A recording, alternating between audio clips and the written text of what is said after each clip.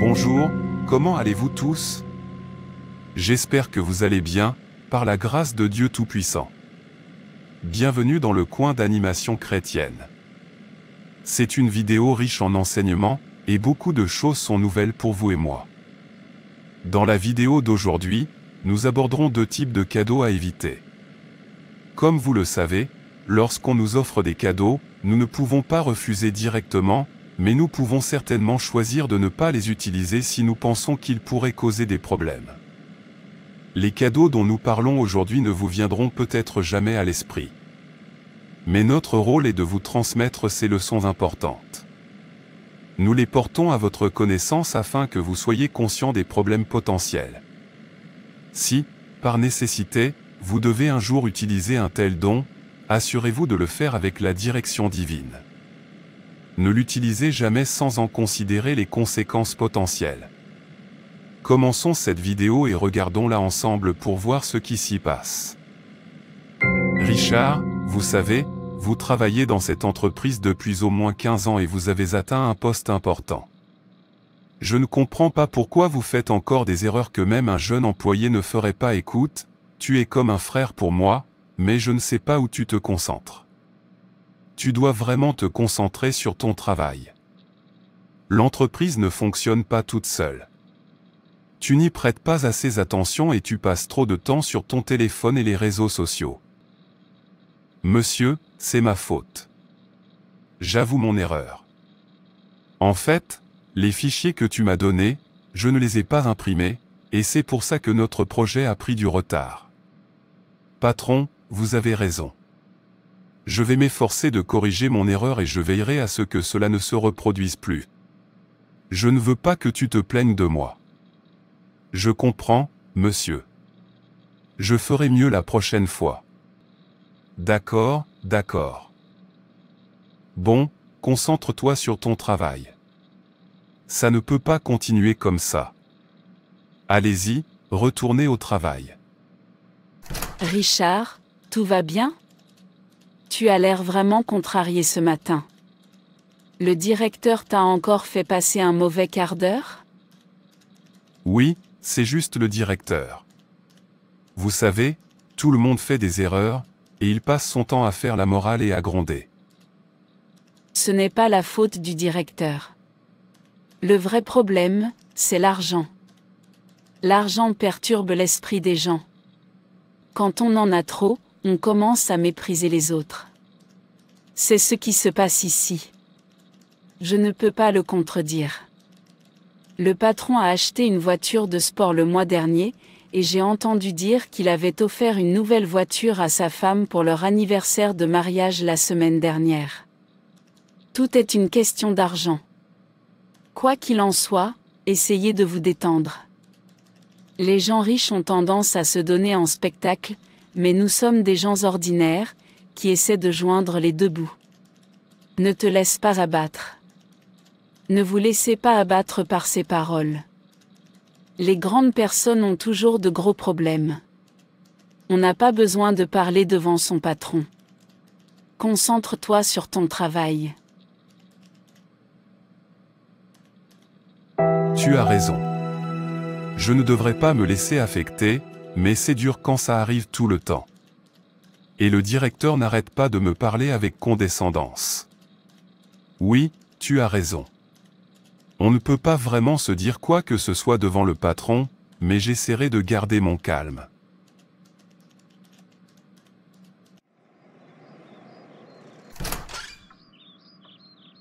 Richard, dès que tu rentres du bureau, je vois que tu es de mauvaise humeur. Qu'est-ce qui se passe? Tu ne m'en parles jamais. C'est le directeur. Il a toujours l'esprit embrouillé. L'argent lui a tellement embrouillé la tête qu'il n'arrête pas de gronder tout le monde. Un instant, il dit ne faites pas le travail comme ceci et l'instant d'après, faites comme cela. Tout le personnel en a assez de ces agissements. J'ai une amie dont le mari a été licencié parce qu'il n'était pas très performant au travail. James ne sait jamais s'arrêter. Je ne le supporte pas. Cet homme m'a pourri la vie. Ce n'est pas parce qu'il est le directeur qu'il a le droit de m'insulter constamment, ni moi ni personne d'autre. C'est comme s'il devait rabaisser tout le monde. Ce n'est pas parce qu'il est aux commandes qu'il doit traiter les gens comme ça. Je déteste travailler avec lui. On dirait qu'il prend plaisir à rabaisser les gens. Je comprends parfaitement. Il agit comme s'il était le seul à compter et il bouscule tout le monde. Tu as raison. Tu ne devrais pas avoir à supporter ça. Tu fais bien ton travail et tu ne mérites pas d'être traité comme ça. Pour qui James se prend-il ? Ce n'est pas parce qu'il est directeur de l'entreprise qu'il peut insulter mon mari quand il veut ? Que pense-t-il de lui-même ? Mon mari travaille depuis 15 ans, et pourtant cet homme le traite comme ça. Je ne peux pas le supporter. J'attends juste le bon moment et l'occasion. Dès que j'en aurai l'occasion, je veillerai à ce que James se souvienne de qui il a affaire. Personne n'a le droit de traiter mon mari comme ça. Je traiterai James d'une manière qu'il n'oubliera jamais. J'en ai assez. Je vais m'assurer que James apprenne une leçon qu'il n'oubliera pas de sitôt. Le travail est vraiment lent, et il n'arrête pas de m'embêter. Une petite réprimande suffit et il s'énerve. Je ne sais pas quel est leur problème. Cher Marie, non, tu devrais les traiter avec amour et gentillesse. S'il faut être strict, c'est bien, mais montre aussi de l'affection. C'est comme ça que ça se passe. C'est tout ce dont ils ont besoin, un équilibre entre respect et bienveillance. Si tu montres les deux, les choses s'amélioreront. James. Oui, Lenny, tu as raison. J'ai été un peu trop dur ces derniers temps. Je vais essayer d'être plus compréhensif et moins dur avec tout le monde. Tu as raison. Je vais mieux gérer les choses désormais. Je veux acheter cette maison. Elle me plaît vraiment et j'ai décidé que quoi qu'il arrive, je l'achèterai. Très bien, Monsieur James. Si vous avez pris votre décision et que le bungalow vous plaît, nous pouvons finaliser la transaction immédiatement. Oui, finaliser. Veuillez également annoncer au bureau que pour fêter mon cela, j'organise un déjeuner spécial pour tous les employés. Il aura lieu dans ma nouvelle maison, et ma famille accueillera personnellement chacun d'entre eux. Bien. Je veux que tout le monde soit au courant de ce nouveau départ. C'est un moment spécial pour moi. Bien compris, monsieur. J'informerai le personnel du bureau selon vos instructions. Ça a l'air génial, monsieur. Votre grande fête de bienvenue restera gravée dans les mémoires. Exactement. Je veux que ma nouvelle maison soit un lieu de bonheur, de fête et de rassemblement. Faisons en sorte que cela arrive. Monsieur James a acheté une magnifique maison neuve et il souhaite fêter cet événement spécial avec tout le monde dans son nouveau chez-soi. Quelle excellente nouvelle! Je viendrai certainement le féliciter. Oui, et pas seulement vous, chacun doit venir avec sa famille. Monsieur James a personnellement invité tous les employés et leurs familles à un grand déjeuner dans sa nouvelle maison. Il souhaite une grande réunion pour marquer ce nouveau départ, alors ne la manquez pas. Super. J'en informerai également le reste de l'équipe. Faisons de cet événement un moment inoubliable pour Monsieur James. Ça a l'air génial. Une célébration comme celle-ci sera une excellente façon de partager son bonheur. Bien sûr. Je serai là avec ma famille. C'est une merveilleuse façon de fêter ça. James a invité tout le personnel du bureau dans son nouveau bungalow pour un grand déjeuner. Il souhaite que tous les employés viennent avec leur famille. Oh, ça a l'air génial. Oui, bien sûr, on devrait y aller. On apportera aussi des cadeaux pour ton patron. Oui, pourquoi pas? Ce serait sympa d'apporter des cadeaux pour le patron et sa femme. C'est une excellente idée. J'irai au marché et je leur choisirai quelque chose de spécial. Parfait, assure-toi que ce soit quelque chose de classe. On devrait donner une bonne leçon. Ne t'inquiète pas, je choisirai les meilleurs cadeaux. Comme le déjeuner est ce week-end, alors on a le temps de se préparer.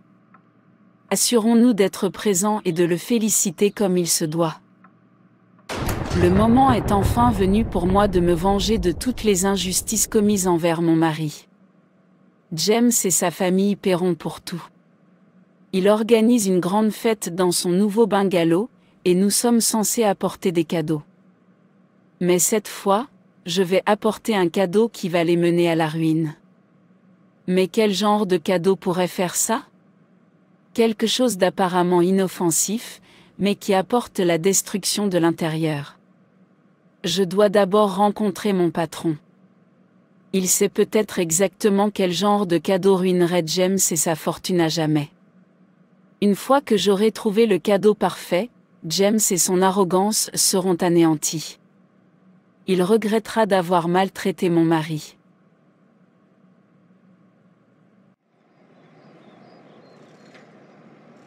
Le moment est enfin venu. Tu te souviens de la personne dont je t'ai parlé?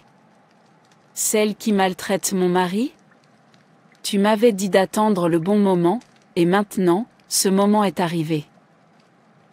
Oui, je m'en souviens. Dites-moi, que s'est-il passé? Il vient d'acheter une nouvelle maison et a invité tout le personnel du bureau à un grand déjeuner. Je compte y aller avec un cadeau, mais j'ai besoin de vos conseils. Je veux leur donner quelque chose qui facilitera notre travail. Vous avez bien fait de m'informer. Écoutez-moi bien, je vais vous dire exactement ce que vous devez faire. J'ai 2 cadeaux en tête. D'abord, votre mari devrait offrir à James un portefeuille pour homme, et vous, un sac à main pour femme. Suivez simplement ce plan et laissez-moi m'occuper du reste. J'ai compris. Merci beaucoup. Je ferai exactement ce que vous dites. Bientôt, ils en subiront les conséquences.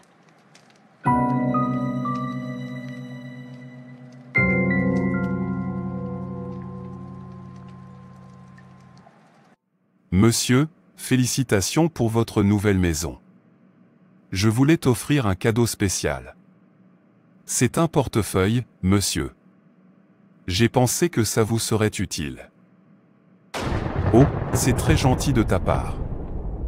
J'apprécie vraiment. Un portefeuille? C'est un excellent choix. Merci, je vais l'utiliser immédiatement. Cela signifie beaucoup pour moi. Maintenant, profitons de la fête. Je suis ravi que cela vous plaise, monsieur. C'est une petite marque de reconnaissance. Félicitations pour votre nouvelle maison. Je t'ai apporté un petit cadeau. C'est un sac à main. Je pensais qu'il te conviendrait parfaitement. Oh, c'est vraiment gentil de ta part. Tu n'étais vraiment pas obligé. Waouh, un magnifique sac à main. J'aime. Merci beaucoup. Je suis ravie que ça te plaise. Je voulais apporter quelque chose de spécial. Julia, c'est parfait. Allons fêter ça et profiter de la soirée.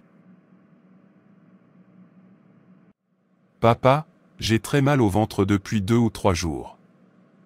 Peux-tu m'emmener chez le médecin pour un contrôle? Oh non, ça a l'air sérieux. Ne t'inquiète pas, mon fils. Je t'emmène chez le médecin tout de suite.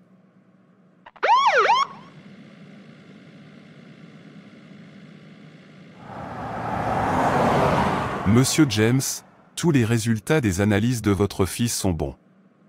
Il n'y a pas de quoi s'inquiéter. Il va parfaitement bien. Il a juste besoin de repos. Assurez-vous qu'il mange bien et qu'il dorme suffisamment. Vous pouvez régler la facture à la réception avant de partir. Oh, quel soulagement! Merci, docteur. J'étais vraiment inquiet pour lui. Je comprends. Je prendrai bien soin de lui à la maison. Bien sûr, docteur. Je m'en occupe tout de suite. Merci encore pour votre aide.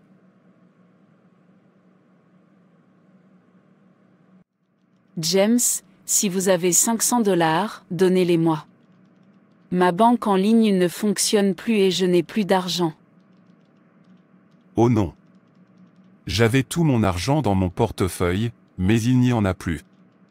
Notre fils se plaignait de maux d'estomac, alors je l'ai emmené faire des examens. Ils étaient assez chers. Oh, je vois. Donc tout ton argent est allé là-bas. Oui, mais heureusement, ces résultats d'analyse étaient clairs. Ce n'était qu'un contrôle coûteux, et maintenant mon portefeuille est vide. J'avais aussi un peu d'argent, mais en rentrant, ma voiture est tombée en panne. J'ai dû payer des réparations, et maintenant je n'ai plus rien. Je comprends. Ne t'inquiète pas, j'irai au distributeur et je retirerai l'argent pour toi. D'accord. Merci, ma chérie. Je t'attends. Maman, j'ai besoin de $300. J'ai commandé des choses en ligne, et ils veulent payer à la livraison. Ok, je te le donne. Ton père a retiré de l'argent au distributeur hier, donc je pense qu'il en reste. Pas de problème, ma chérie. Laisse-moi vérifier et je te le donnerai. Je serai rapide. Reste ici, je vais te le chercher. D'accord, merci, maman. D'accord, je t'attends, maman. Oh non, mon sac est vide. Je viens de me rappeler que j'avais de l'argent, mais le chauffeur me l'a pris ce matin. Maintenant, mon sac est complètement vide. Mais maman, on a tellement d'argent à la banque. Dieu nous a vraiment bénis. Mais pourquoi n'y a-t-il jamais d'argent dans le portefeuille de papa ou dans le tien? C'est vraiment impossible, maman. Comment se fait-il que l'argent ne reste pas dans vos deux porte-monnaies? Il y a toujours un problème. Je ne sais pas, ma chérie. C'est étrange. Je crois qu'il se passe quelque chose, parce que, comme tu l'as dit, il y a de l'argent à la banque, mais ni le portefeuille de ton père ni le mien ne semblent en contenir. Tu as raison, ma chère. C'est comme si quelque chose vidait l'argent. Même ma banque en ligne ne fonctionne pas correctement, ce qui rend les choses encore plus difficiles. Je l'ai remarqué aussi. Il se passe toujours quelque chose d'étrange avec l'argent. Ça n'a aucun sens. L'argent disparaît, et on se retrouve sans rien, alors qu'on travaille si dur. Je n'arrive pas à comprendre. J'ai déjà retiré $3000 de la banque. Je dois m'assurer d'avoir toujours du liquide sous la main. La situation devient intenable. Comment puis-je être un homme d'affaires et avoir un portefeuille vide? C'est tout simplement insensé. C'est totalement inacceptable. Je travaille dur tous les jours, mais je ne parviens pas à garder l'argent. Je n'arrive pas à comprendre comment ça continue. Je devrais avoir tout en ordre, mais au lieu de ça, j'ai constamment du mal à garder mon portefeuille plein. C'est comme si quelque chose me vidait tout mon argent. C'est vraiment impossible. Je suis un homme d'affaires, et mon portefeuille ne devrait pas être vide en permanence. J'ai besoin de savoir ce qui se passe. Veuillez m'apporter cette table d'ordinateur et deux chaises. Veuillez également me communiquer le montant total de la facture. D'accord, monsieur. Je vais calculer le total et emballer les articles pour vous. Merci beaucoup. Monsieur, malheureusement, notre terminal de paiement ne fonctionne pas correctement aujourd'hui. Pourriez-vous payer en espèces? Comment est-ce possible? Comment quelqu'un peut-il ne pas avoir de terminal de paiement en état de marche? Vous avez une si grande entreprise, et vous me dites que votre terminal ne fonctionne pas? C'est incompréhensible. Je comprends, monsieur. Ce genre de choses arrive parfois. Normalement, la machine fonctionne, mais pour l'instant, elle n'accepte pas la carte. Je ne sais pas pourquoi. C'est très étrange. Bon, d'accord, prends l'argent et emballe mes meubles. S'il vous plaît, envoyez-le-moi à mon domicile dès que possible. Que se passe-t-il? On avait de l'argent dans nos poches, mais en cas d'urgence, on se retrouve sans rien. Avoir de l'argent dans son portefeuille est si important. Je ne comprends pas pourquoi l'argent ne reste pas dans ma poche. Il continue de couler, et on ne sait même pas où il va. Lenny, malgré tout cet argent, nos portefeuilles sont toujours vides. C'est comme si ça disparaissait. Je ne sais plus quoi faire. On continue à mettre de l'argent de côté, mais il disparaît toujours. Je me suis dit la même chose, et ça m'angoisse. Pourquoi tout ça? On a tellement d'argent, et pourtant ton portefeuille est vide, et le mien aussi. Ce matin même, j'ai retiré 1000 $ à la banque, et en rentrant, j'ai découvert que la climatisation de notre fils était en panne. C'était un véhicule tout neuf, et j'ai dû appeler le réparateur. Il a répertorié tellement de problèmes, et au final, la facture était exorbitante. Il a pris l'argent, et maintenant je suis à nouveau à court d'argent. Comment se fait-il que malgré l'argent que nous avons, nous ne le conservons jamais? Pourquoi l'argent ne reste-t-il pas? Chaque fois qu'on pense que tout va bien, une dépense survient et on se retrouve sans rien. Que se passe-t-il lorsqu'une autre urgence survient? Ton portefeuille est vide, mon porte-monnaie est vide, et j'ai l'impression que peu importe ce qu'on y met, on le dépense toujours pour des problèmes imprévus. Je suis tellement stressé. Plus on essaie d'économiser ou de garder un peu d'argent pour les urgences, plus on perd l'argent. Quand ce cycle va-t-il prendre fin? On va se retrouver sans rien si ça continue. Même situation ici, il n'y a jamais d'argent. Je pense qu'il faut trouver une solution, mais je ne sais pas comment. Je réfléchis sérieusement à ce qu'on peut faire maintenant. Seigneur, je viens à toi en ce moment de désespoir. Je me sens perdu, confus et accablé de soucis que je n'arrive pas à résoudre seul.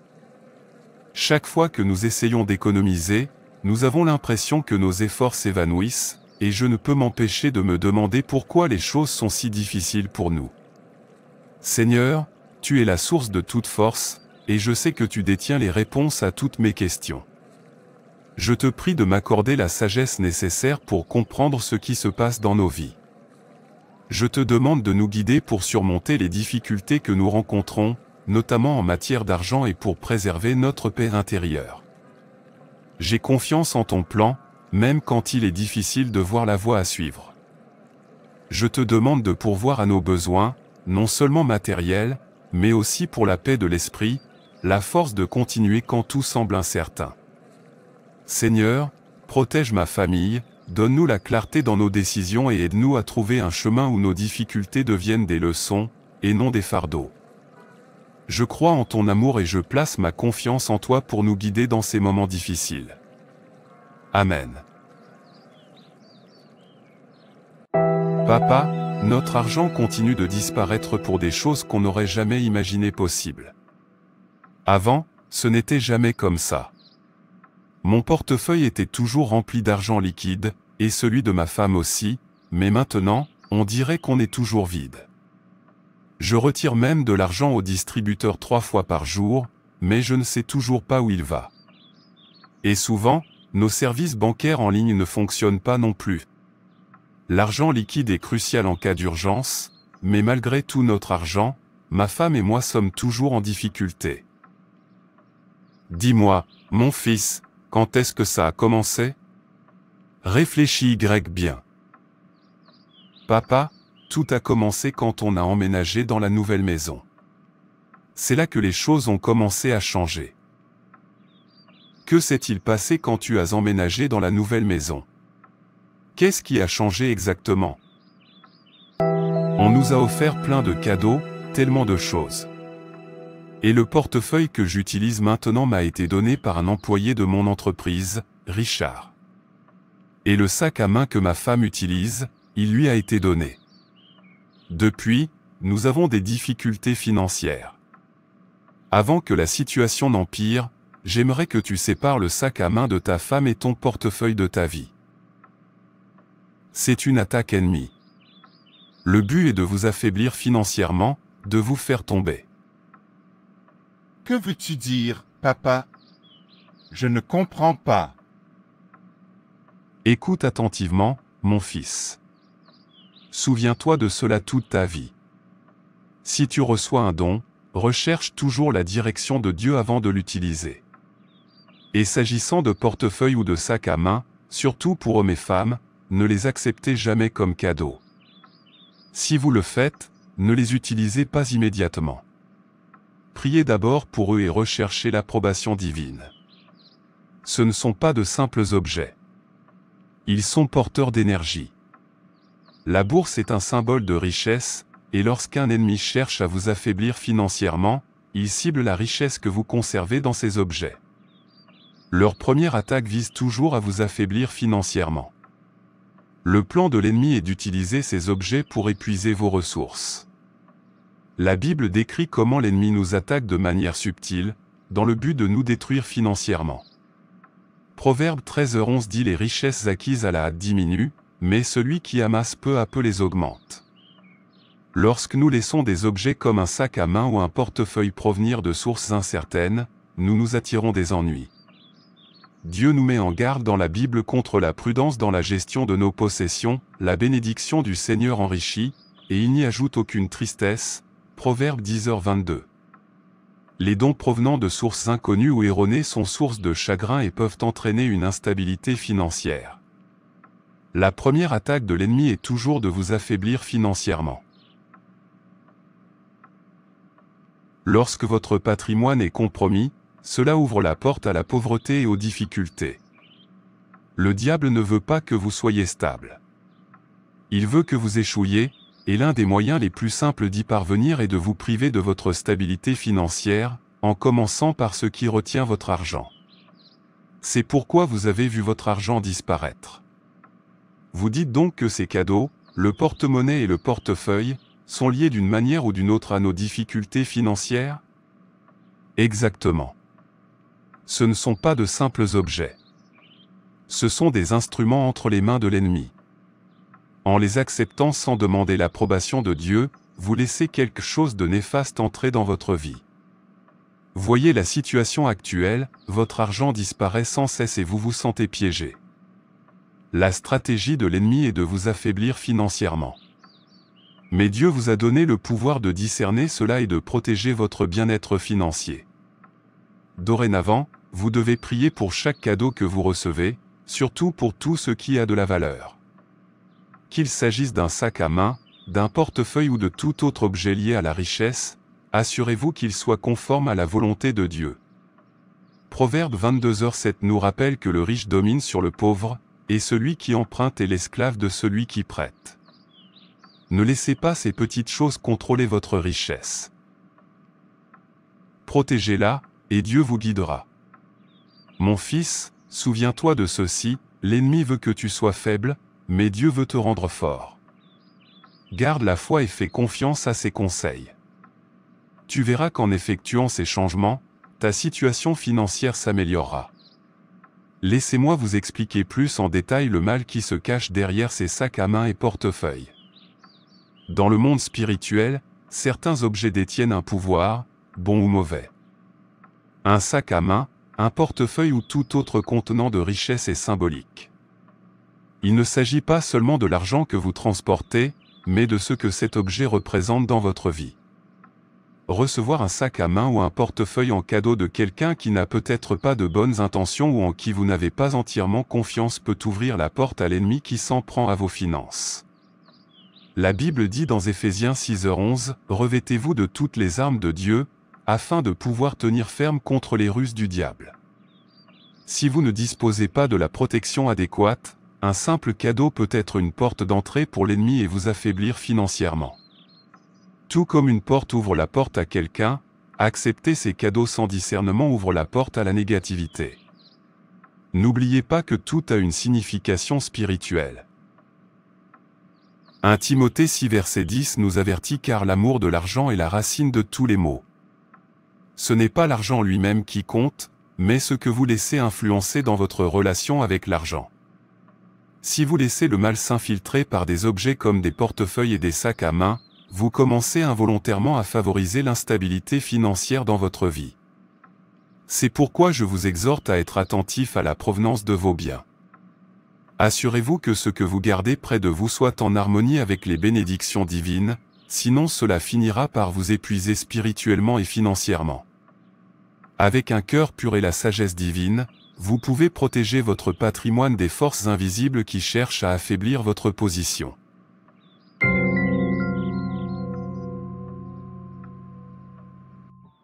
Seigneur, je viens aujourd'hui devant toi, reconnaissant humblement ta puissance suprême et ta souveraineté sur toute chose. Je te remercie pour ton amour infini, pour ta grâce qui me couvre et pour tes conseils dans les moments d'incertitude. J'ai appris de nombreuses leçons en chemin, mais aujourd'hui, je viens à toi avec un cœur accablé, en quête de ton intervention et de ta sagesse divine. Je sais que tu es la source de tout bien, et j'ai confiance que tu ne m'abandonneras jamais. Seigneur, je confesse qu'il m'est arrivé de négliger les dons que j'ai reçus et, ce faisant, de laisser, sans le savoir, des influences négatives s'immiscer dans ma vie. Je comprends maintenant que l'ennemi agit de manière subtile, utilisant même des objets apparemment inoffensifs, comme un sac à main ou un portefeuille, pour affaiblir ma stabilité financière et perturber ma paix intérieure. Je me repens d'avoir laissé ces choses prendre le dessus sur ma vie. Je te demande pardon pour chaque fois où je me suis laissé attacher à des biens matériels qui n'étaient pas conformes à ta volonté. Je choisis maintenant de me libérer de ces choses, sachant que tu es mon pourvoyeur ultime.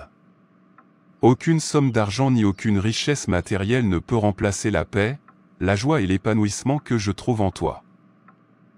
Je place toute ma confiance en toi, Seigneur, sachant que ta providence est plus que suffisante pour moi et ma famille.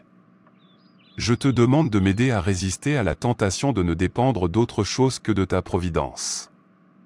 Purifie-moi, Seigneur, de l'influence des choses matérielles qui ont tenté de contrôler ma vie, et protège ma famille de tout ce qui cherche à nous détruire.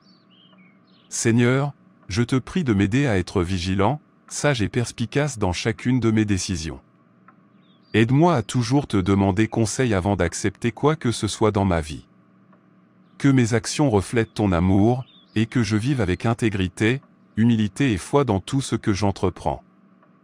Élimine tous les obstacles qui se dressent sur mon chemin et remplace-les par ta paix qui transcende toute intelligence. Seigneur, je te prie de fortifier ma foi en toi, et que je me souvienne toujours que ce ne sont pas les choses de ce monde qui me définissent, mais ma relation avec toi. S'il te plaît, continue à subvenir aux besoins de ma famille et de moi, et protège-nous de tout projet malveillant de l'ennemi. Je te demande de m'aider à gérer les ressources que tu m'as données avec sagesse et gratitude. Au nom de Jésus, je prie. Amen. Je me sens plus léger, comme si un poids nous avait été enlevé. Je n'arrive pas à croire à quel point tout a changé. Après avoir jeté ces portefeuilles et prié ensemble, c'est comme si tout avait basculé. Je le vois bien, James. Dieu a exaucé nos prières. Oui, c'est vrai. La puissance de la prière et la force que nous puisons dans la providence divine ont été plus que suffisantes. Nous n'avons plus besoin de dépendre des choses ou des gens pour nous maintenir à flot. Nous sommes guidés par lui, et c'est tout ce dont nous avons besoin. En résumé, il est crucial de rester vigilant face aux cadeaux qui semblent trop beaux pour être vrais. En tant que chrétiens, nous devons nous rappeler que la sagesse et la prudence sont des vertus essentielles dans notre vie quotidienne. Ne laissez pas des promesses de richesse rapide ou des offres alléchantes vous détourner de vos valeurs et de votre foi. Choisissez plutôt de bâtir votre avenir sur des fondations solides, basées sur la confiance en Dieu et la gestion responsable de vos ressources.